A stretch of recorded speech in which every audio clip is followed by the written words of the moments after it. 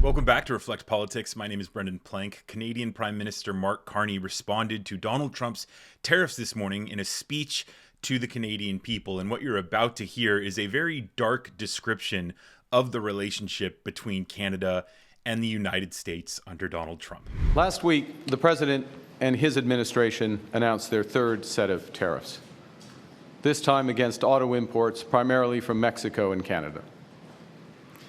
In the year I was born, Canada and the United States signed the Auto Pact, an agreement that ended auto tariffs between our nations and began a 60-year period, you can guess my age, a 60-year period of close cooperation, partnership, job growth, and prosperity.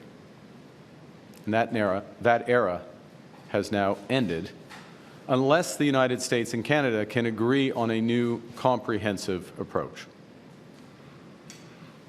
Yesterday's actions by the U.S. administration, while not specifically targeting Canada, will rupture the global economy and adversely affect global economic growth.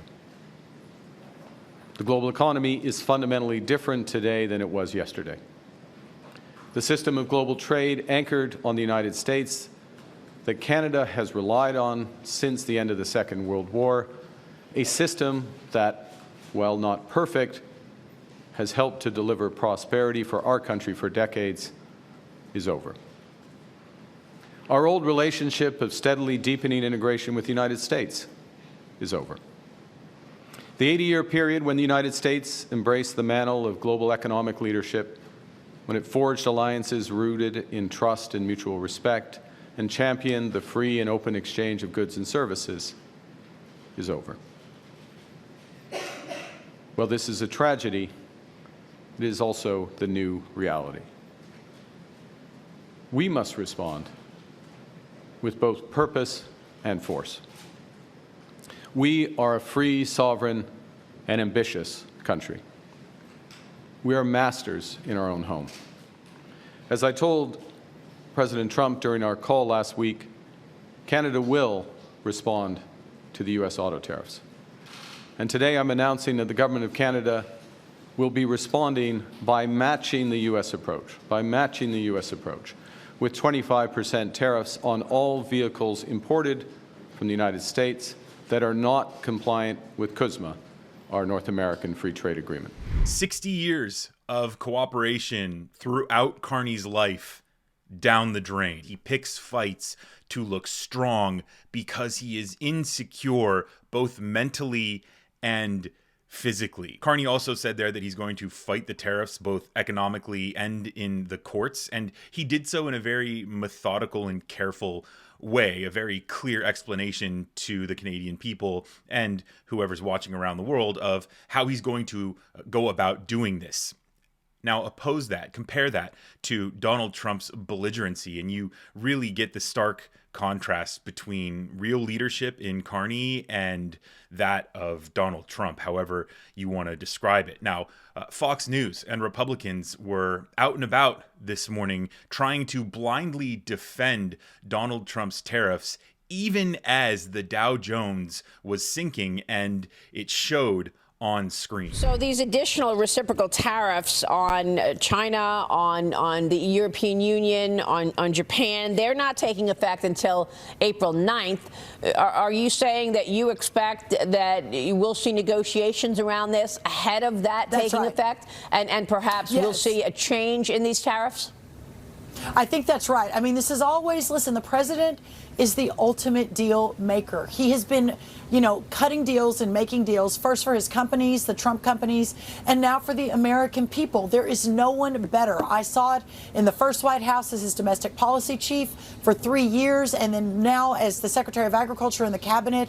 His ability to make and cut deals and negotiate is unlike anything I think any of us have ever seen that have been working for a long time in policy. And now he will apply that for the benefit of the American people, the American economy, and for our farmers and ranchers. And I do believe April 9th and beyond we'll continue to see these other countries opening up their markets, allowing more of our product in, our agriculture product, and again, for our farmers and ranchers, a new age of prosperity. Well, let Donald Trump run the global economy. He knows what he's doing. He's been talking about it for 35 years. You got to trust Donald Trump in the White House. That's why they put him there. Let him fix it. I understand. It's broken. Let him fix it. Our $36 trillion deficit, right, is going to ruin our children's lives and our grandchildren's lives. Let Donald Trump fix the American economy. Just to follow up, the hypocrisy here is utterly insane. You remember when ever there was a stock market dip under President Biden, Republicans, Donald Trump were all over it. Oh, this means he's a terrible leader. He has no idea what he's doing economically. But as soon as this happens under Trump, it's just, oh, well, you know, you don't really understand the big picture here, and you just have to stick with him. Now, one moment really stuck out to me this morning, and that was Larry Kudlow refusing to hold a conversation that he had with a fellow co-host on Fox News, refusing to hold that conversation on air in front of the cameras because it was critical of Trump's tariffs. But there has to be a level playing field. We're not even close to fair trade. That's what this. Wait, hold on a second. But I feel like there was a about. conversation you and I had not too long ago where you, while in favor of the tariffs, thought maybe they were going too big. Well, I don't know that, and I'm not going to wade into that. That's an internal policy issue. I'm just saying I'm interested in the policy and the principles of the policy. Copy. And he is correct. And Kudlow there being called out for saying that these actions are going too big too soon, only a couple months into Donald Trump's administration. But Kudlow doesn't want to say that in front of the cameras because these people are not who they say they are.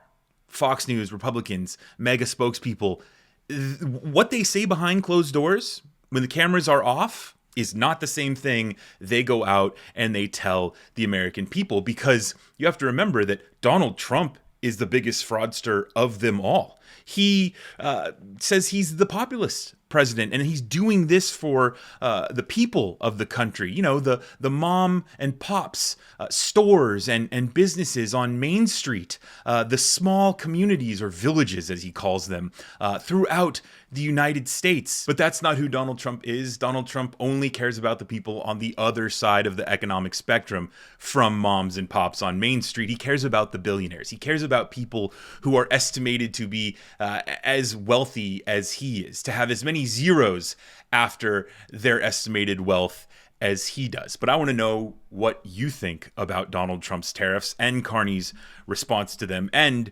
our new relationship with countries and neighbors and allies around the world, including our neighbors to the north and south. Let me know what your reflections are down in the comments below, and be sure to like this video to bring other people into the fold. And if you haven't subscribed to Reflect Politics yet, be sure to do so that you get my future videos delivered straight to you.